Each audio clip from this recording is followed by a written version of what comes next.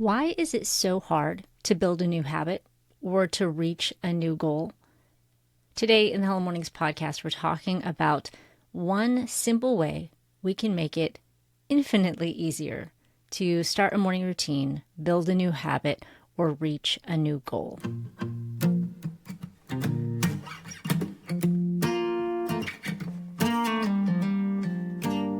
Hey, my name is Kat Lee, and you're listening to the Hello Mornings podcast, where my goal is to help you begin and build a life-changing morning routine so that you can have peaceful mornings and purposeful days. Now, each episode of this show is designed to inspire you in one of the three key areas of a great morning routine, and those are God time, plan time, and move time.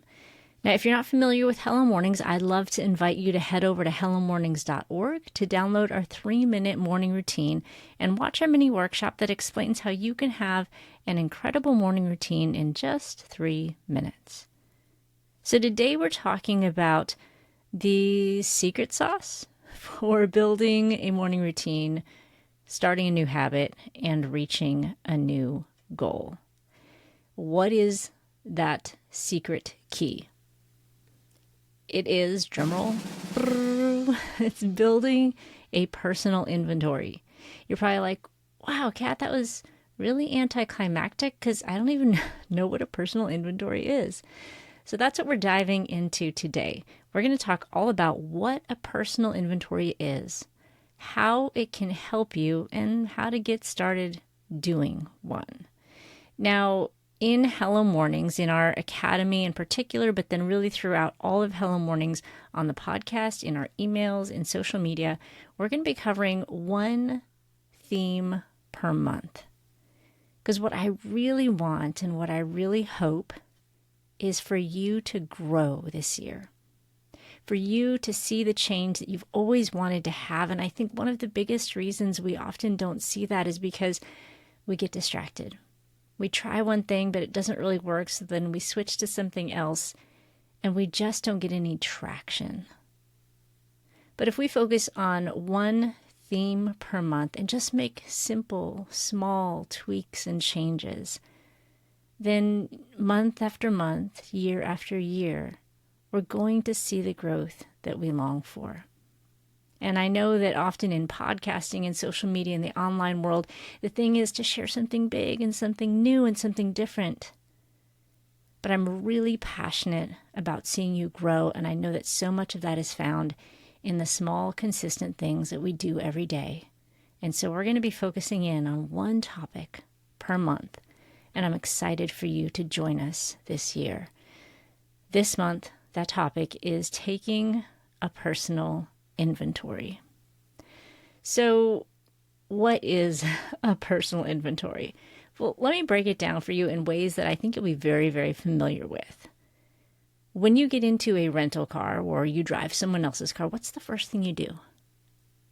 You probably adjust the seat and the mirror and maybe the steering wheel and then maybe the radio.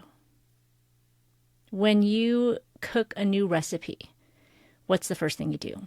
You probably check the pantry to make sure that you have all the ingredients. You make sure that your family isn't allergic to anything in the recipe and that people like generally what's in the recipe. And if they don't, maybe you take them out. For example, I have a certain member of my family who shall remain nameless, who is not a fan of onions and calls them no-neos.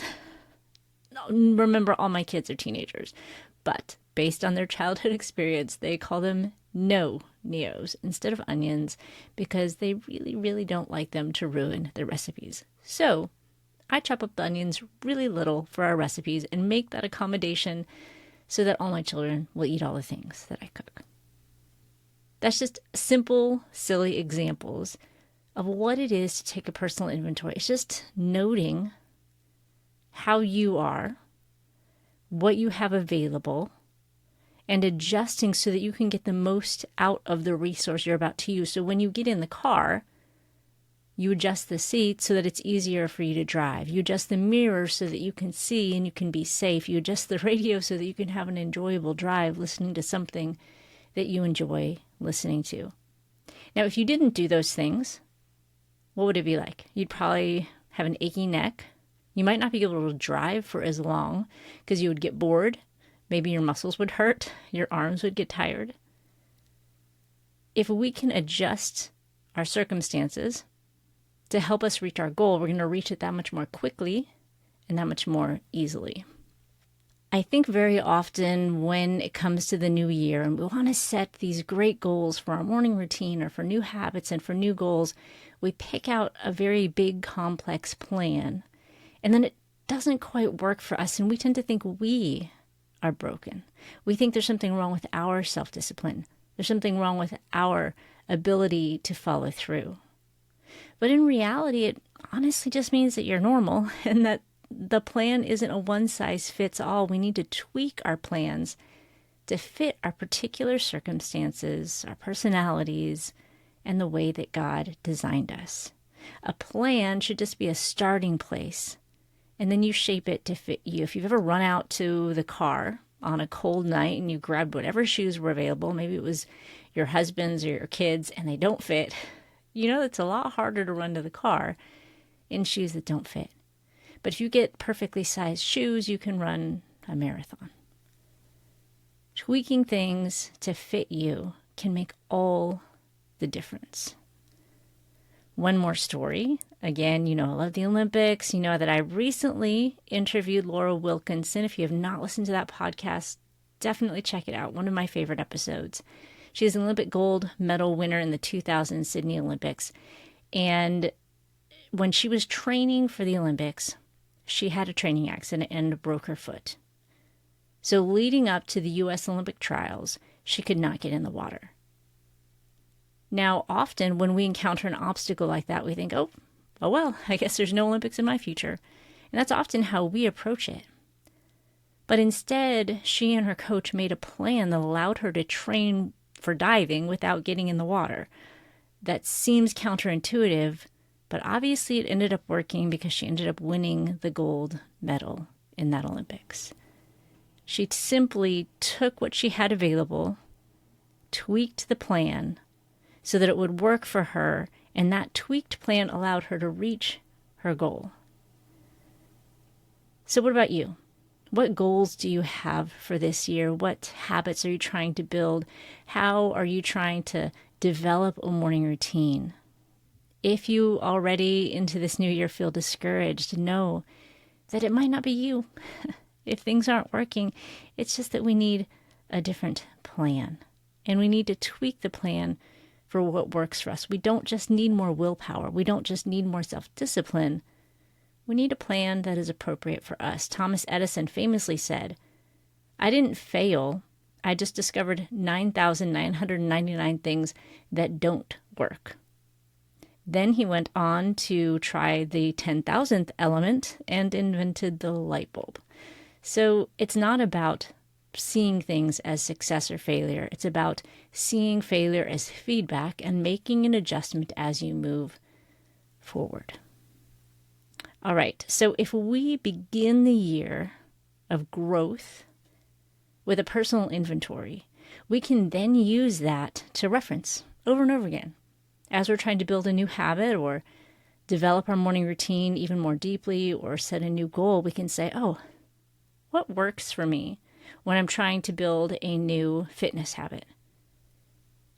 What works for me if I'm trying to dive into this particular biblical study a little bit more deeply? It's not just a one-time thing where we do a personal inventory and then we forget about it. This is something that I want us to do year after year and to really keep in the back of our mind every time we set a new goal, every time we're trying to tweak our morning routine or build a new habit. How did God create me? In what way did He create me that I can use that information to make it easier for me to build this habit or set this goal or develop this morning routine? All right, I hope that gives you a little bit of insight into what a personal inventory is and how you can use it in your life. So now let's dive into, well, how do I get started doing one? I've never even heard of this thing. So you might be thinking, I need a little bit of insight on how to get started. So I'm going to give you 5 questions that you can think about, journal about. Honestly, these are questions that you can go as deep as you want to. The first thing I'm going to explain to you is the idea of concentric circles. So when I ask these 5 questions, you can answer them just in a very general sense. But if you ever want to go deeper on one of the questions, think of your life in terms of concentric circles, so like a target. Now, in the center of that target is your relationship with God. So then you can apply each one of these questions to your relationship with God. Outside of that ring is maybe your relationship with yourself or a loved one or your family. Outside of that might be your work environment or your church environment. However you have your values and priorities, in the center is the most important thing, and then outside rings follow after that.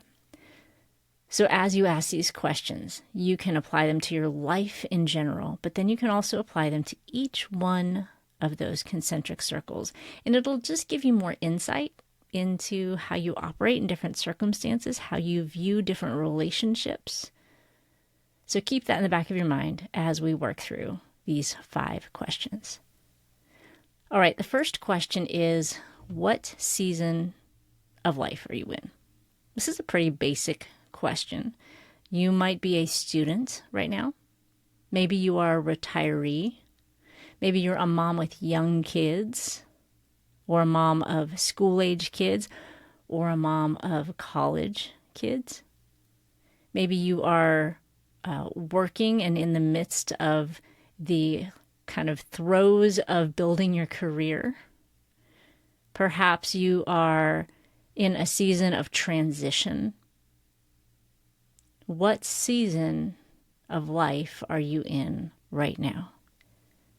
So take some time and think about that just in general terms, what season you're in. Again, with those concentric circles, you can take that question and apply it to your relationship with God. What season am I in? Is this a growing season? Is this a dry season? There are so many different ways you can take this question deeper in each one of your relationships. But however much time you have, how much energy you have to go as deep as you can, I encourage you to just ask these questions as deeply as you can without exhausting yourself. Because I know sometimes doing exercises like this can be a little bit tiring. So whatever you have space for, do that and give yourself grace to just go as deep as you can and leave it light if that's what works best for you. Okay, so the second question is, what situation are you in? Now, this is a very, very important question because for many of us, our season will be very similar. Many of you might be young moms. Many of you might be retirees. Many of you might be students. Many of you might be in, the peak of your working career. But what situation do you have? And this is where things get a little bit more helpful, I think, because we can often compare ourselves to other people that are in our same season, but we don't take into account the situation that they're in. So if there is a young mom who has 3 small children and she can't figure out how to have a morning routine, she might compare herself to another young mom who also has 3 small children who seems on social media to have a thriving morning routine. And it can be discouraging. But if you think about your season, you can look deeper and see that maybe one of those moms, her husband is deployed. And she doesn't have family nearby because she lives on a military base. And life just seems kind of in upheaval right now. While the other young mom has a husband who works from home and has a very flexible schedule and has family nearby. They're both in the same season, but their situations are completely different. So it's important for us to recognize not just seasons that we're in, but the situations that we have that impact our ability to invest in a morning routine, in goals, in habits. And while we can always invest in those things, we might need to change our pace or the way that we approach it. based on our situation. So take some time to think about what your situation is, what your season is, and then what your situation is. The third question is, what are your drainers and fillers? Now, what do I mean by that? Well, what are the things in your life that drain you? What are the things that fill you? Now, this is really one of those questions that if you use those concentric circles, you can go really, really deep. For example, as you're spending time with God, what are the things that drain you when you try to do Bible study? And what are the things that fill you? For example, maybe you don't really thrive with a written Bible study journal that you have to write in the notebook. Maybe for some reason, just the handwriting, the structured format drains you. And perhaps you thrive more with a less guided, more open-ended Bible study, and that fills you. Perhaps if you're trying to build a morning fitness routine, running drains you, but doing a dance fitness class fills you. Maybe in your life in general, you've noticed that being around people for too long drains you, but getting some time away by yourself fills you. So this is one of those questions that you can go really, really deep in and be very specific about. And I encourage you to spend a lot of time here because it's important to recognize what drains us and what fills us, because it might be different in different situations or on different days of the week or different weeks in the month or months in the year. What drains you and what fills you? You can just draw a line down a piece of paper and start to list things out. You could have different areas. In this area of life, this drains me, this fills me. And the more specific you can be, the more insight you're going to get about yourself. Now, the reason this is an important question is because as you look to build a morning routine, as you look to build a new habit or reach a new goal, you're going to find a lot of recommendations out there from a lot of successful people or people who have achieved the things that you want to achieve or people that are just really excited about what works for them. But if you don't know what works for you and what doesn't work for you, you can't tweak that plan to be most effective for you. But if you have this list where you know, hey, this is my season, this is what I have the capacity for right now. This is my situation. This is what I have available to me right now. These are my drainers and fillers. And I know that as fun as this person makes going for a run look like, I know that's not me. And so I'm going to put my energy elsewhere. So make your list of drainers and fillers.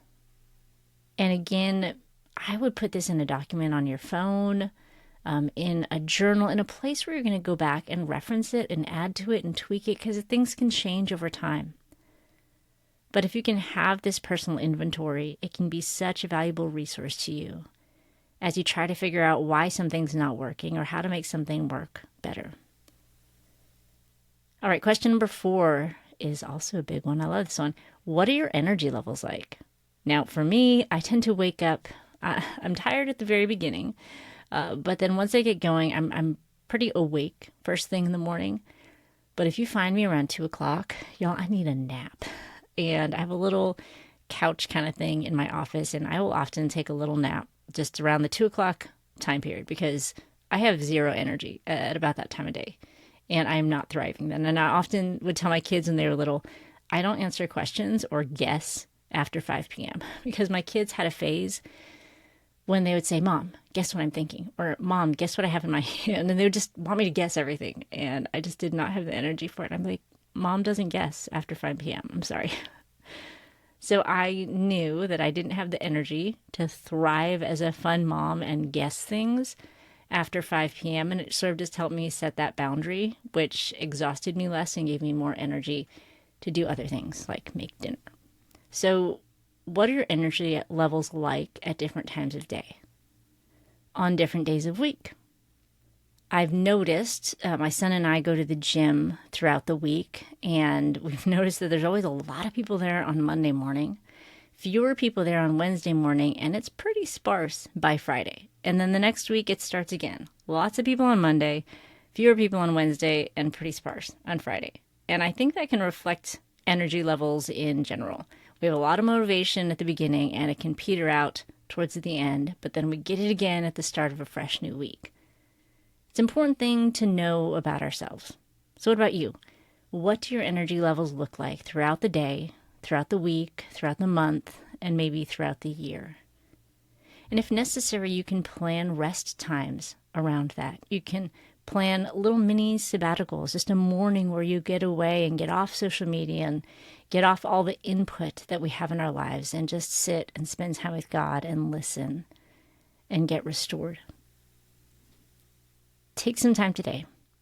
Write down what your energy levels are throughout the different seasons, days, and hours that we have in our lives. All right, the fifth question and the final one is, what are your personal tendencies? So this is obviously also a much deeper one. And what I would encourage you to do here is to take some personality assessments. There's a ton out there. Most of them, or many of them at least, are free. You can do, there's a website called 16personalities.com. It's a Myers-Briggs based test that can give you a lot of insight into maybe how you operate. And one thing that I will say, personality assessments do not define you. They are not the end-all be-all. God can change us, transform us, grow us, but they can be insightful for the moment. So I encourage you, as you take these tests, don't own them as your identity, but use them as a resource. For example, when I took mine, I realized that I am what's called an ambivert, where I love people and I love to be around people, but I also get restored as an introvert and I need some time by myself. And I found when I would go on very extroverted trips, like a mission trip or a big vacation with lots of people, that I would by the end be really grumpy because the extrovert part of me wanted to spend all my time with all the people, and I would never force myself to take the time away. But once I learned that I'm an ambivert, I was able to recognize, oh, I'm starting to feel a little grumpy. Why is that? Oh, it's because I need time away. And then I would be able to take that time away and dive back into relationship with people without ever having that grumpy pitfall that I used to have. So we can get a lot of great knowledge about ourselves by taking some sort of personality assessment. Again, there are tons out there. Myers-Briggs is a great one. You can take the DISC assessment. I believe that one might cost money, but there's even the simple ones like the lion, the beaver, the golden retriever, and the otter. You can just Google that and you'll probably get a version of that as well. So as you take these, just notice things that tend to be true about you that you identify with and use that information as a resource. So the 5 questions. What season are you in? What does your situation look like? What are your drainers and what are your fillers? What are your energy levels like throughout the different seasons of life? And what are your personality tendencies? We can go so much deeper, and if you want to, you're welcome to join us in the Hello Mornings Academy, where we are covering a different point every single day with our daily podcast. We have a live workshop that you can join in there as well. But this is a great place to start just with these 5 questions. So I encourage you to take some time this week and this month to ask yourself these 5 questions, to journal, to explore, and to create your own personal inventory, so that as we all grow together this year, you can be even more effective in building your morning routine and creating new habits and in setting goals that we can actually reach because they're custom fit to you. All right, I hope that was helpful for you. And if you want to learn more about beginning and building a powerful morning routine, just head over to hellomornings.org and download our 3-minute morning kit. And it's going to give you everything that you need to get started. And if you're enjoying the Hello Morning podcast, I would really love it if you would leave a review on iTunes or Spotify or wherever you listen to the show. Now, my name is Kat Lee, and I'm so grateful that you've joined me today. And I hope that I've inspired you to build a great morning routine, to start some new habits, to set a goal in a way that is custom fit for you so that you can begin waking up for your life and not just to your life. I'll see you on the next episode of the Hello Mornings podcast. It's early in the morning, the house is quiet, but I've set aside this time for you. I bow before the throne of a noble king, and in this place my heart begins to sing. It's gonna be a God day filled with His grace and sweet new mercies. May my thoughts obey Jesus to walk in His way by His Spirit with each breath that I take. It's feeling like a God day. This song is called God Day by Jen Stanbro. You can get your copy at iTunes, Amazon, or jenstanbro.com.